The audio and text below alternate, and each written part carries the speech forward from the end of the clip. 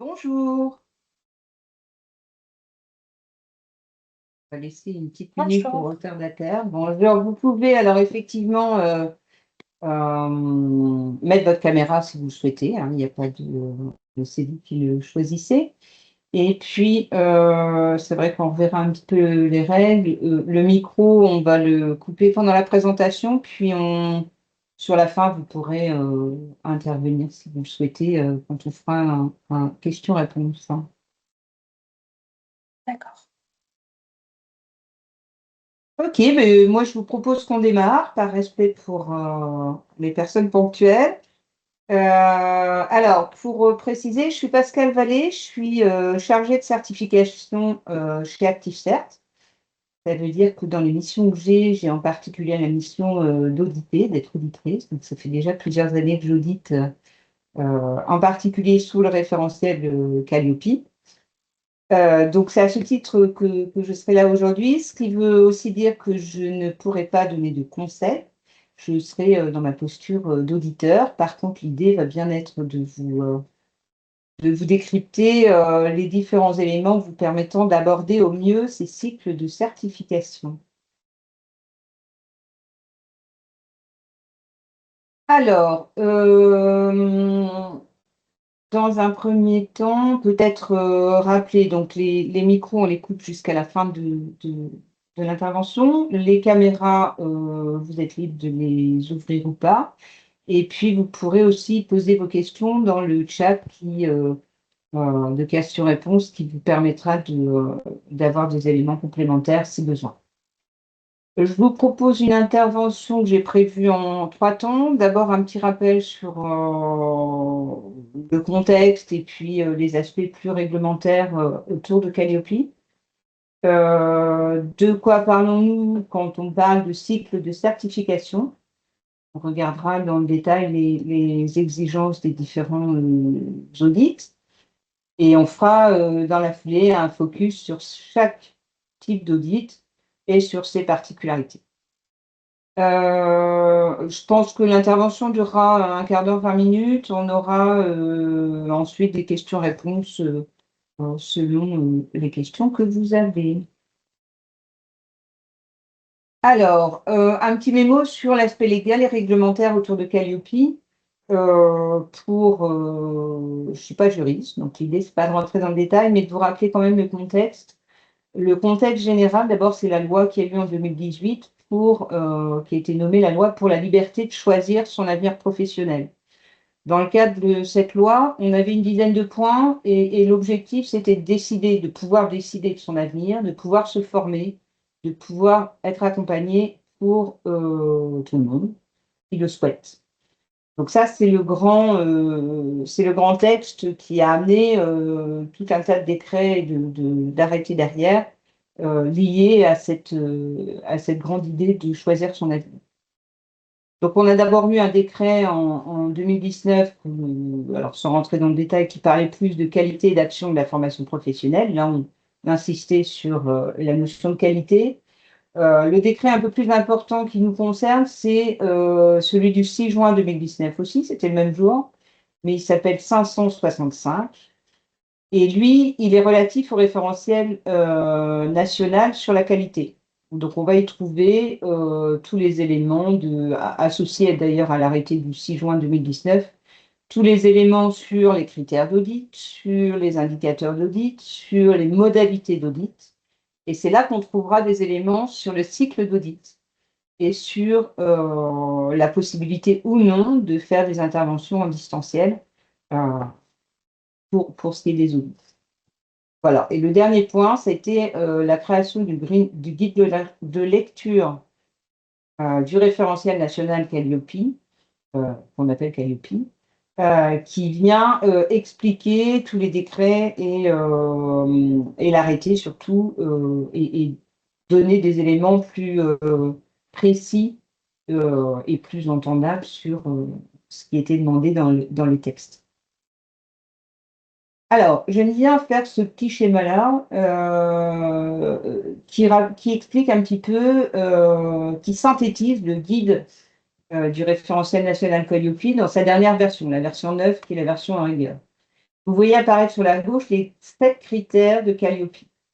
Et si on prend un peu de recul dans ces critères, on parle d'information pour le premier critère, de conception d'une formation pour le deuxième. Pour le troisième, on est dans la réalisation.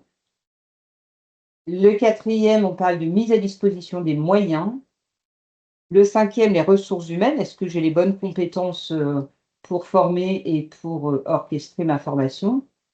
Le sixième, c'est tout l'environnement, avec la veille, avec l'aspect handicap, avec tout ce qui est dans le contexte, dans l'environnement de l'organisme. Et puis le critère 7, lui, parle d'amélioration continue. Donc ça permet, de les nommer comme ça, je trouve que ça permet d'identifier plus précisément les attendus de Calliope dans les différents critères. Et vous voyez sur la droite, donc on vient de parler des grands critères, qui sont les grandes familles d'indicateurs Calliope. À l'intérieur de ces critères, vous avez d'une part des indicateurs qui sont soit communs, quelle que soit la catégorie d'action que vous faites, action de formation, bilan de compétences, VAE ou CFA. Ça, c'est les indicateurs communs. Et dans certains cas, il y a des indicateurs qui sont spécifiques. C'est-à-dire qu'il y a des petites annotations sur le côté en disant, attention, pour le bilan de compétences, il faut respecter tel et tel point, par exemple. Et puis, on a effectivement alors je viens de dire une bêtise, les indicateurs communs sont communs à toutes les catégories, les spécifiques concernent une seule catégorie.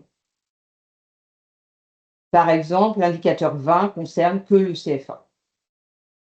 Et par contre, ce que je viens de souligner tout à l'heure par erreur, les obligations spécifiques peuvent être en plus des compléments d'information et des compléments d'exigence liés à une action de formation en particulier. Une action en particulier, action de formation, bilan de compétences ou autre. Vous voyez apparaître un petit encart qui parle de la sous-traitance pour un organisme. Si vous êtes sous-traitant pour un organisme de formation, vous-même en tant qu'organisme, il y a des encarts mentionnés sur le référentiel qui précisent les exigences en cas de sous-traitance. Et je vous alerte sur un point que peu de gens lisent vraiment jusqu'au bout. À la fin du référentiel, vous avez un glossaire. Et le glossaire détaille chaque indicateur et précise certains éléments de vocabulaire. Donc, je vous invite à aller jusqu'au bout du référentiel pour bien lire des compléments d'information qui sont plutôt des précisions.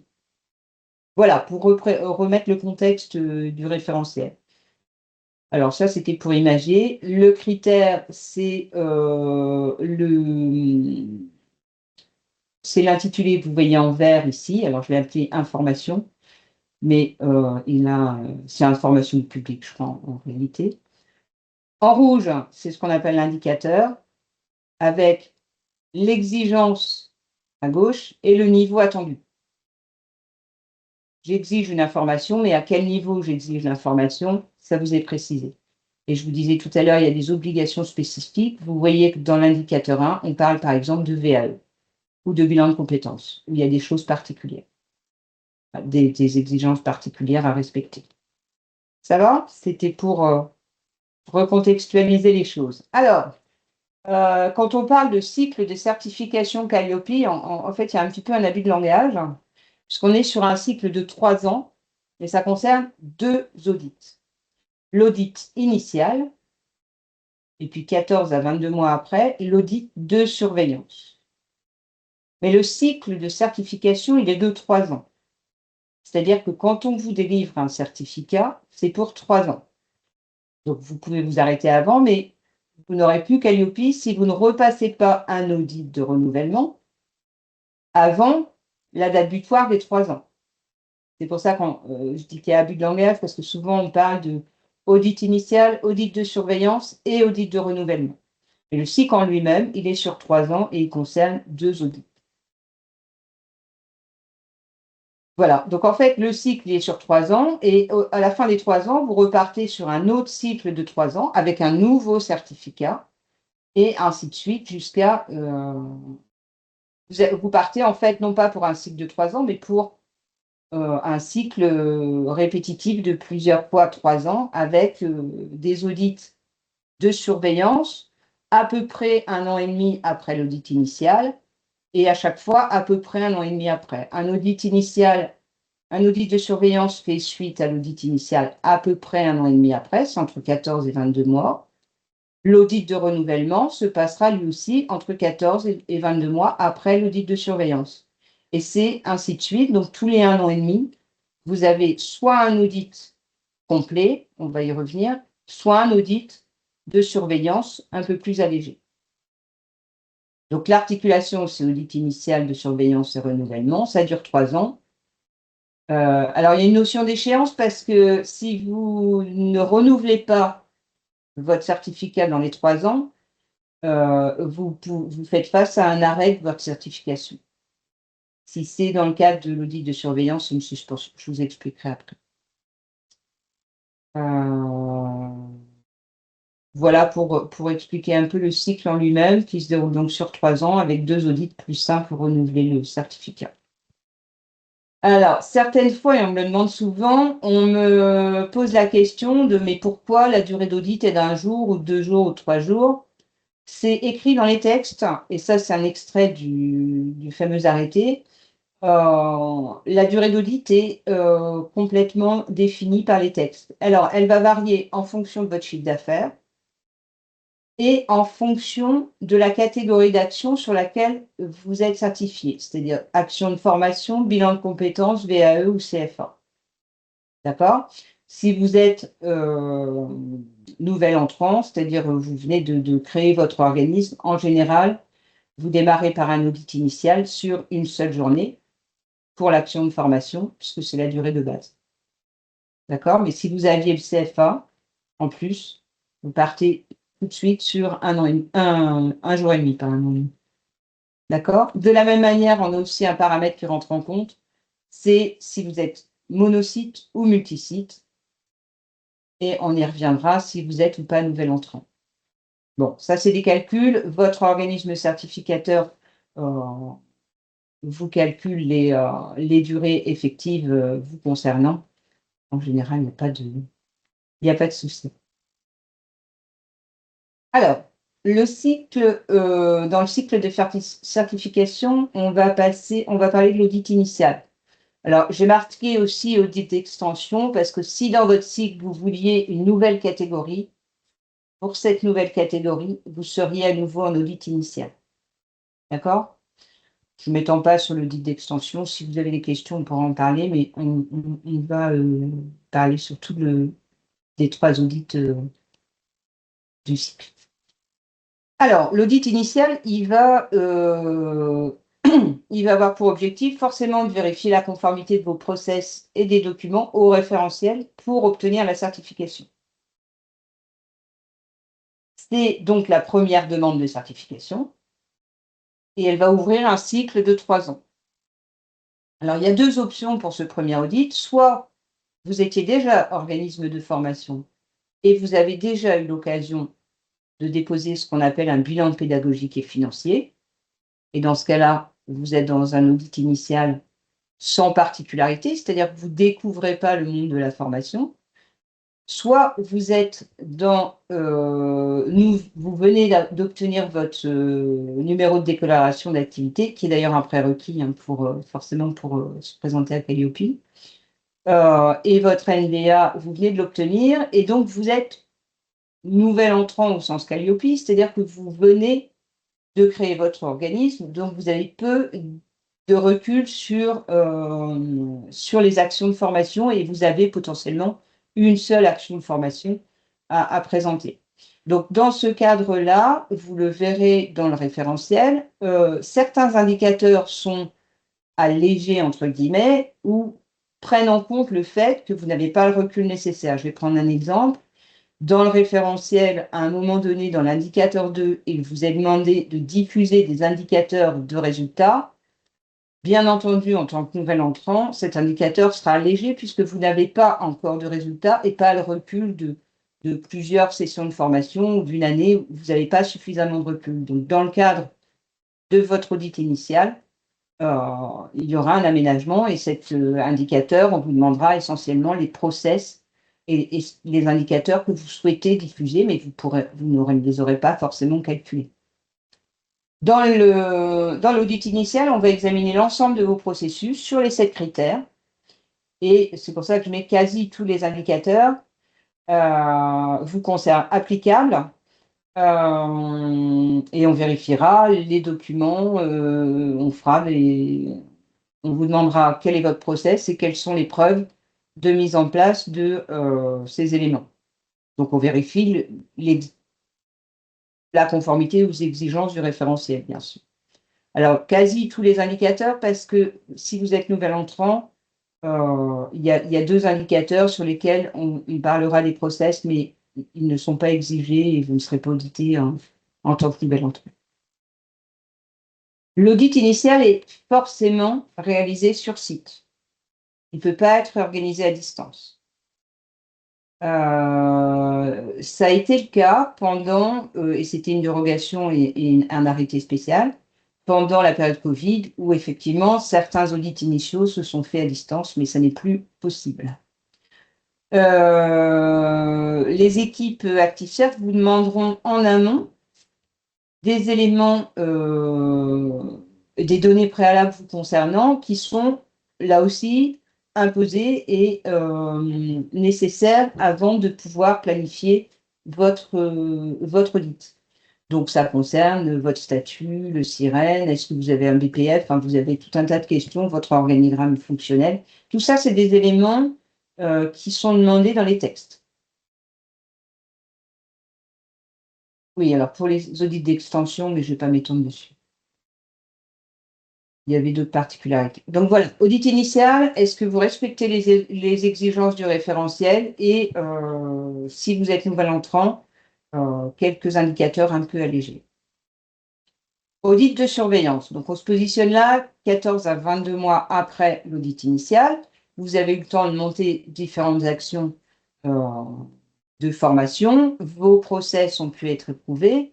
Là, on va s'assurer que vous avez maintenu votre respect aux exigences, enfin dans ce que vous mettez en place, et que vous avez appliqué ce que vous avez, les éléments potentiellement qui étaient des process prévus et pas forcément éprouvés. Là, l'idée, c'est de s'assurer que vous avez déployé réellement et que vous êtes toujours conforme aux exigences du référentiel. Bien entendu, entre deux, vous pouvez avoir changé certains process, hein. L'idée, c'est de ne pas être statique. Bien au contraire, dans l'audit de surveillance, on va s'assurer que vous avez mis en place un processus d'amélioration continue et que vous corrigez les erreurs potentielles qu'il pourrait y avoir dans vos process ou dans votre quotidien. Donc, dans l'audit de surveillance, on va vérifier que le référentiel il est toujours appliqué. On va suivre les écarts qui avaient potentiellement été constatés à l'audit initial. S'il y a des non-conformités à l'audit initial, les indicateurs seront réaudités et on vérifiera que vous êtes en conformité.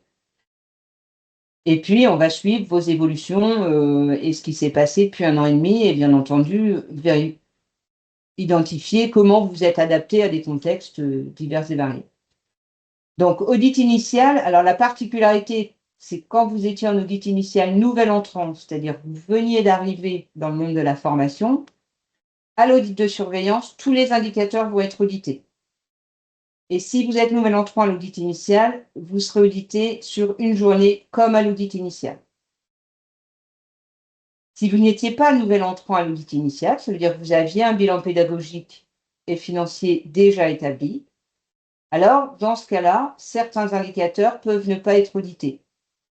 Alors certains indicateurs, il y a une liste d'indicateurs qui est mentionnée dans les textes. Ceci étant, seront forcément audités ceux pour lesquels vous aviez une non-conformité, ceux qui sont exigés par les textes et ceux pour lesquels vous aviez des non-conformités. Et en plus, vous serez potentiellement audité sur tous si on avait le temps, mais c'est vrai que le temps est souvent serré. Mais par défaut, préparez-vous à tous les indicateurs. Vous pourriez être audité sur tous les indicateurs. Et même si vous n'étiez pas audité sur tous les indicateurs, ça vous prépare pour l'audit suivant. Sinon, vous allez vous retrouver pendant 3 ans à ne pas avoir revu certains indicateurs et vous serez pénalisé pour la suite. Donc, comme je l'ai dit, on va faire un focus dans l'audit de surveillance sur ce que vous avez appliqué, sur la traçabilité des éléments que vous avez et sur l'amélioration continue. Alors, l'audit de surveillance, c'est le seul qui peut se réaliser à distance, si vous le voulez. Certains préfèrent le faire en présentiel, mais vous avez la possibilité de le faire à distance si vous disposez des équipements, bien sûr, si vous n'avez pas eu plus de 5 non-conformités à l'audit initial, enfin, s'il n'y a pas de risque, en fait, s'il n'y a pas de risque particulier de le faire en distanciel. Mais vous pouvez choisir. Alors, sur le cycle suivant, puisque là, vous avez compris qu'on est à la fin des 3 ans, on va démarrer par un audit de renouvellement. Alors, on dit toujours, planifiez-le quelques mois avant la fin de vos 3 ans pour éviter d'être en rupture et de ne plus avoir de certificat pendant un moment. D'autant que même si vous faites l'audit avant, le nouveau certificat démarrera le lendemain de la fin de la date butoir de votre cycle de 3 ans. Donc, dans l'audit de renouvellement, on repart un petit peu à zéro, on va revérifier la conformité globale au référentiel, et puis on va vérifier la maturité de la démarche qualité, parce que vous aurez quand même été pendant 3 ans dans une démarche Calliope qui est une démarche qualité. Vous aurez été 3 ans dans un système, votre système se sera éprouvé au fil du temps, et vous avez un historique, donc vous devez avoir un petit peu plus de souplesse dans l'organisation de votre système. Donc, on va vérifier la pérennité des pratiques. Est-ce que vous exploitez bien la veille? Est-ce que vous êtes dans une démarche d'amélioration continue? Et puis, on fera une revue de l'ensemble des indicateurs qui vous concernent. Avec un angle un peu bilan, c'est vrai qu'on regardera qu'est-ce qui a bougé pendant les 3 années passées. Est-ce que les process fonctionnent? Est-ce que, voilà, on sera vraiment sur la maturité de votre système et sur votre capacité à vous améliorer et puis à ce que votre système il perdure au fil du temps. Et là, tous les indicateurs sont audités comme à l'audit initial. Et là, c'est obligatoirement en présentiel.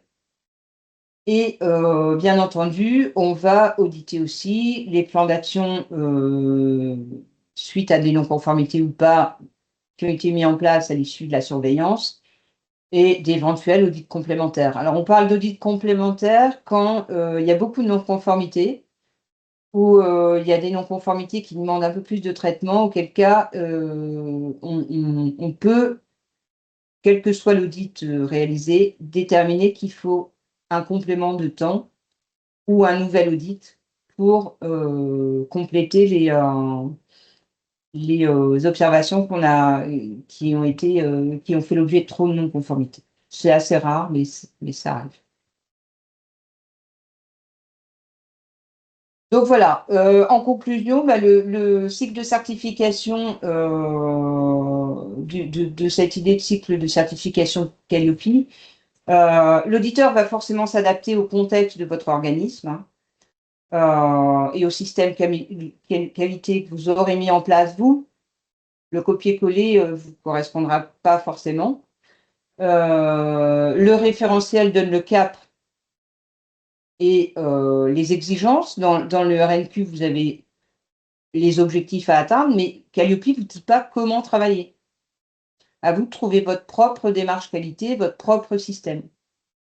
Alors, on ne s'attend pas à ce que tout soit parfait, mais il faut que vos process soient crédibles, que ce soit documenté et qu'on voit. Alors, j'ai mis sur le côté une démarche d'amélioration continue, c'est-à-dire la démarche, c'est de planifier, de faire, mettre en place les actions, de vérifier que ça marche, et puis de réagir si ça ne marche pas. Voilà, c'est là la notion de perfection qui n'est pas toujours, qui n'est pas l'attendu, mais l'attendu, il est de s'améliorer. Et il s'agit bien entendu de s'inscrire dans une démarche de veille et d'amélioration continue des pratiques, sur tous les domaines, sur les formations, sur l'organisation, sur l'environnement. Voilà. Alors, j'ai fini. Je vous propose d'ouvrir le micro parce qu'on n'est pas très nombreux ou de communiquer par le biais du chat de questions-réponses. Alors, je ne sais pas lequel est ouvert. Par la conversation, je vous propose qu'on communique par la conversation. Qui se lance pour la première question?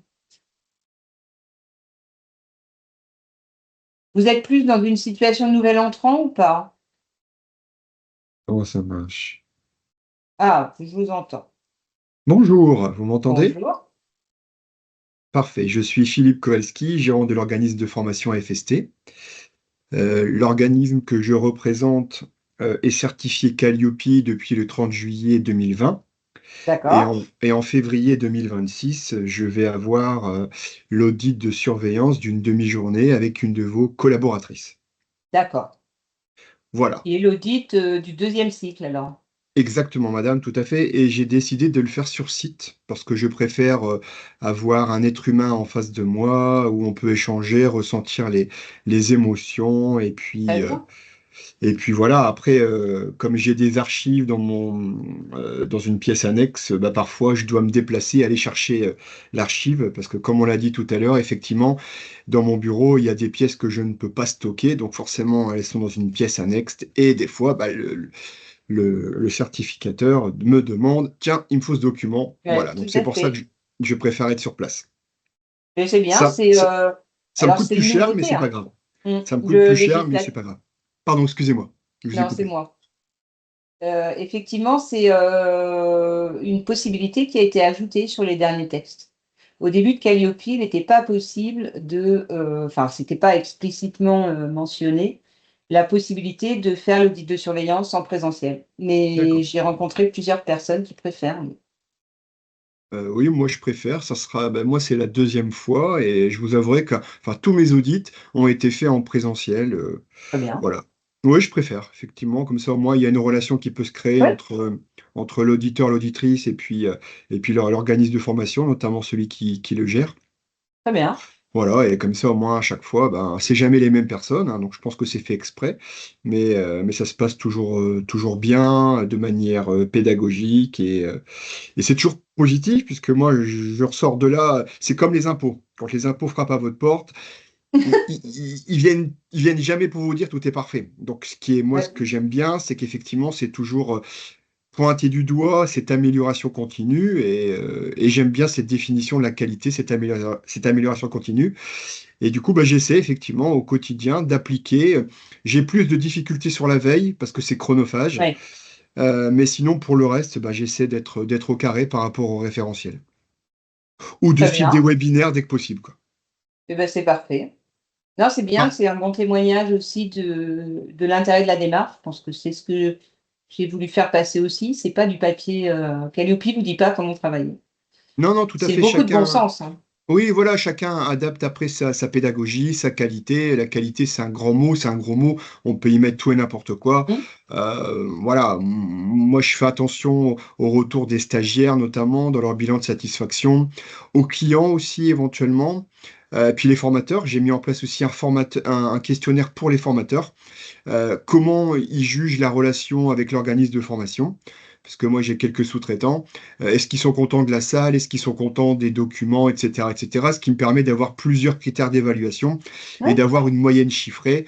Et comme ça, au moins, quand l'auditeur ou l'auditrice se déplace, bah, je leur dis, voilà, j'ai plusieurs critères entre le client et moi, entre l'entreprise cliente et puis AFST, entre le stagiaire et la formatrice ou le formateur, et entre la formatrice, le formateur et Philippe Kowalski. Et j'ai même créé un quatrième.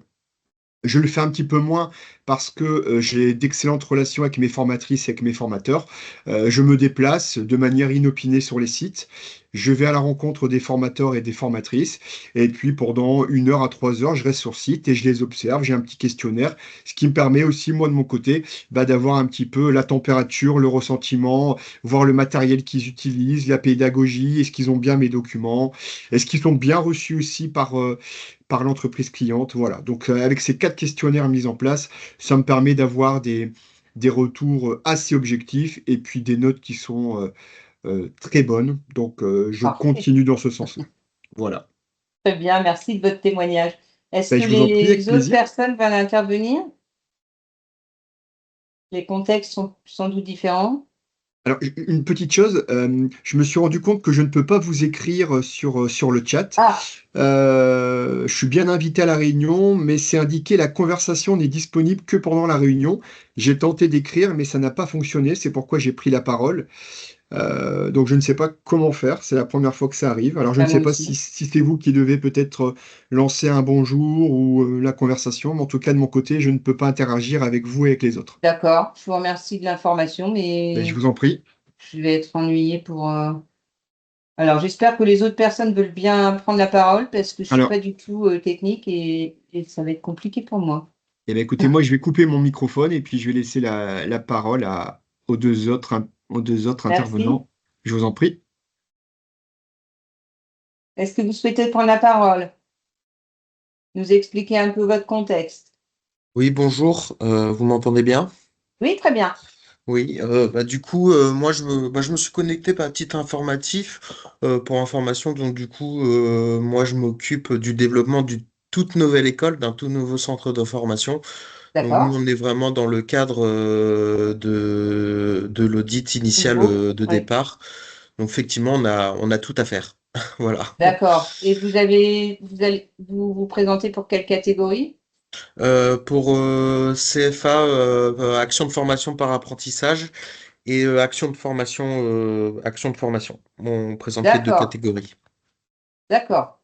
Vous êtes en train de préparer ou vous avez déjà des dates d'audit prévues ou? On a des dates d'audit, une date D'accord. enfin 2 jours d'audit prévus au mois de Oui. janvier. Donc voilà, donc c'est pour ça que je me suis D'accord. connecté à titre Non, bah, c'est d'information, bien.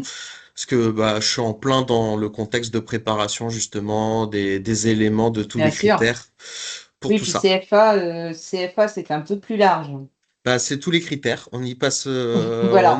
on n'échappe pas aux catégories, donc bah on a de quoi faire quoi. Pour Ouais, ouais, ouais. sachant qu'on a débuté, on a eu notre numéro de déclaration au mois d'août. Donc voilà, donc on est tout jeune et Votre on a UAI? du, oui l'UAI oui. Et D'accord. du coup on est tout récent et on a du pain sur la planche. Ouais, bah, oui, je comprends. Oui, parce que pour précision, les organismes de formation doivent avoir un NDA, donc numéro C'est de ça. déclaration d'activité, et les centres de formation d'apprentis ont en même temps un UAI à obtenir de la part de la DRITS aussi.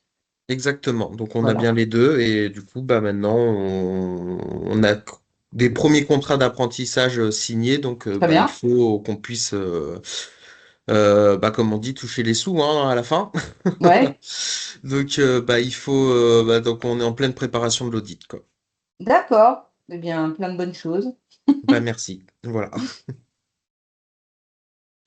Et oui, pas de questions particulières pour l'instant, c'était enfin c'était vraiment à titre Oui, d'information bien sûr. Bah, vous avez raison. donc voilà. C'est fait pour ça. Alors, peut-être que oui, Oui, je vois que vous. Allez-y. bonjour.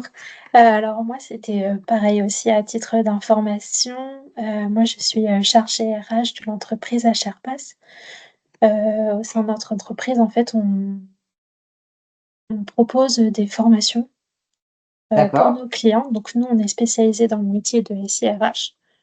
d'accord. On a passé l'audit initial l'année dernière, enfin en décembre, donc ouais, ça fait 1 an. Donc là, c'était vraiment à titre d'information pour l'audit du coup de De surveillance surveillance. et bon, j'avoue que moi je débute sur ce sujet, enfin c'est moi qui ai passé l'audit initial l'année dernière, mais j'ai repris le travail d'une collègue qui était partie, Ah, donc en fait, j'ai vraiment tout découvert, pendant l'audit initial. Donc là, voilà, c'était pour avoir un peu plus d'informations pour savoir comment ça se passait pour le renouvellement. alors pour l'audit de surveillance, mais c'est la même chose, quoi. L'idée, c'est de Ouais, voir ce que surveillance. ça a vécu, en fait. Il faut que votre système vive. On va vérifier, est-ce que ça a été mis en application? Alors, c'est plus compliqué quand il y a des gens qui s'en vont, Oui, effectivement. oui, ça a Mais été c'est aussi compliqué. la qualité de prévoir un plan B quand voilà, la démarche qualité, c'est aussi d'anticiper tout ça, c'est pas toujours facile. Ouais. Au Il moins faut j'ai été bien formée. d'accord. Enfin, ouais, voilà. Donc vous êtes sur, catégorie action de formation? Oui, c'est ça. D'accord, OK, et vous serez sur, une demi-journée ou une journée? Je sais pas du tout, j'ai pas eu d'informations par rapport à ça. Vous n'avez pas encore de date définie? Non, j'ai pas D'accord. eu encore de date.